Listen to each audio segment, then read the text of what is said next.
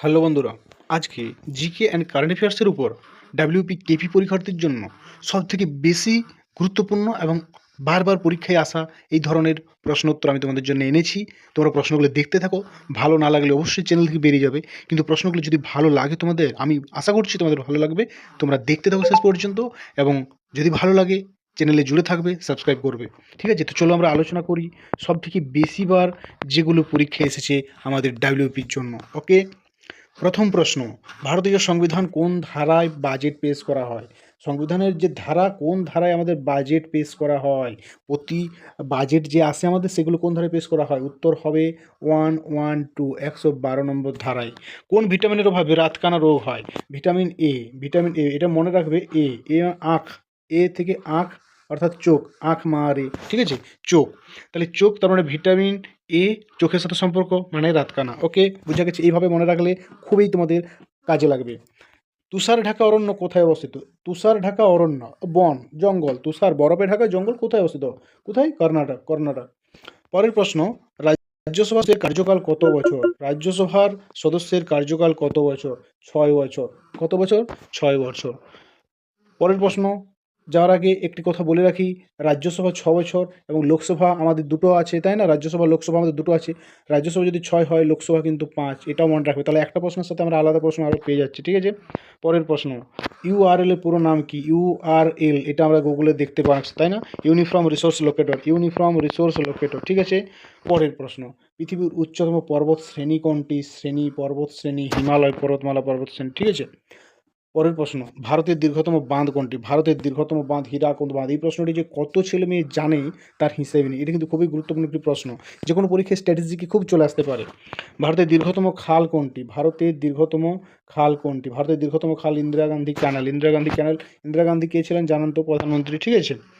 তো চলো, গান্ধীজির প্রথম গণ আন্দোলন কোথায় হয়েছিল? চম্পারণে। চম্পারণে হয়েছিল গান্ধীজির প্রথম গণ আন্দোলন।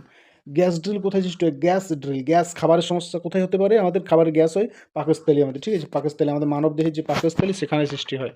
কফিতে কোন উপাদান থাকে? কফিতে ক্যাফেইন থাকে। আমরা যেটাকে ক্যাফিন বলি, ওটা ক্যাফেন, সঠিক উত্তরণ ক্যাফেন থাকে।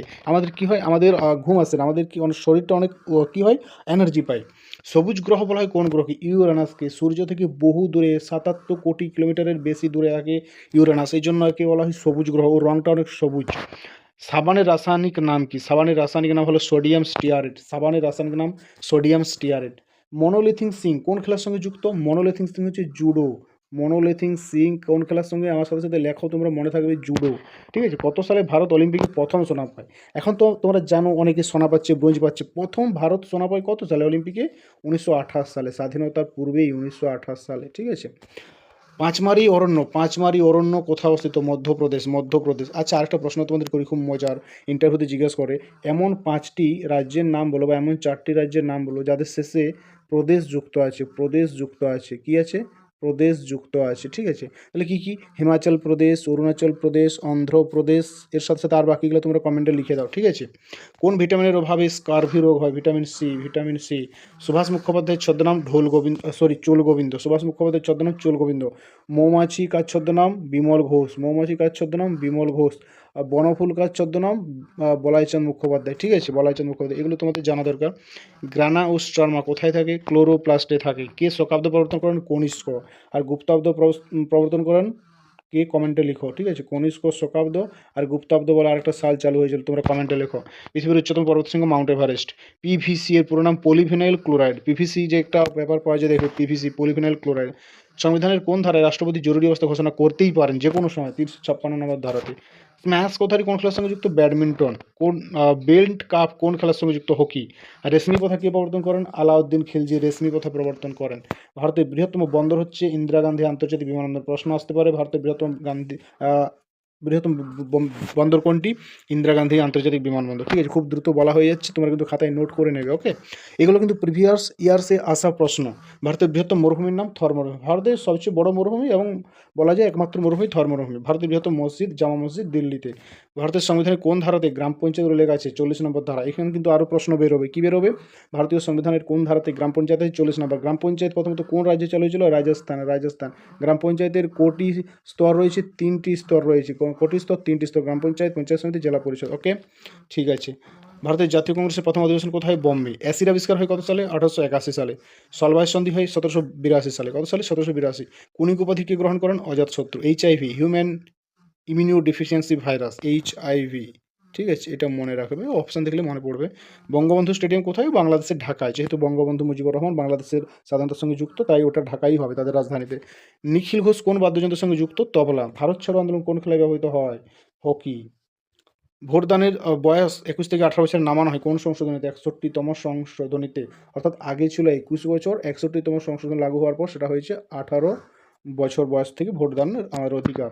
ভারতের দীর্ঘতম নদী কোনটি? গঙ্গা। ভারতের দীর্ঘতম নদী গঙ্গা, সবাই জানে। JFM এর পুরো নাম হলো জয়েন্ট ফরেস্ট ম্যানেজমেন্ট। ভারতের দীর্ঘতম সেতু কোনটি? ভূপেন হাজারিকা সেতু। কোন বছর বিধবা বিবাহ আইন পাস হয়?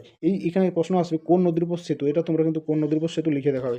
কোন বছর বিধবা বিবাহ আইন পাস হয়? 1856। স্বাধীন ভারতের প্রথম ও শেষ গভর্নর জেনারেল কে? চক্রবর্তী রাজাগোপালচারী। পেরিচাঁদ মিত্রের ছদ্মনাম? টেকচাঁদ ঠাকুর। দেশের সবচেয়ে বড় সোনাই হচ্ছে ভেগাস। গদর পার্টি কে প্রতিষ্ঠা করেন? লালা হরদয়াল প্রতিষ্ঠা করেন বিদেশে। কে শকাব্দ গ্রহণ করেন? দ্বিতীয় চন্দ্রগুপ্ত। ঠিক আছে, আমি তো বলেই দিলাম এই প্রশ্নটা কমেন্টে লেখার জন্য। ভারতের রাজধানী কলকাতা থেকে দিল্লিতে স্থানান্তর কত সালে? 1911 সালে। 1911 সালে আমাদের ভারতবর্ষের রাজধানী ছিল আমাদের কলকাতা শহর, সেখান থেকে দিল্লিতে ট্রান্সফার করা হয়েছে 1911 সালে। ভারতের জাতীয় কংগ্রেসের প্রথম অধিবেশনের সভাপতি ছিলেন উমেশচন্দ্র ব্যানার্জি। ভারতের জাতীয় কংগ্রেসের প্রথম অধিবেশনের সভাপতি উমেশচন্দ্র ব্যানার্জি। এই যে 50টি প্রশ্ন, এগুলো আমি তোমাদের শেষ হলো, এগুলো কিন্তু সেভ করে রাখো ভিডিওটা আরও দেখার জন্য বারবার। ঠিক আছে, ভিডিওটি পজ করে করে তোমরা লিখে নেবে। Thank you, best of luck. Subscribe করবে, লাইক করবে। ওকে।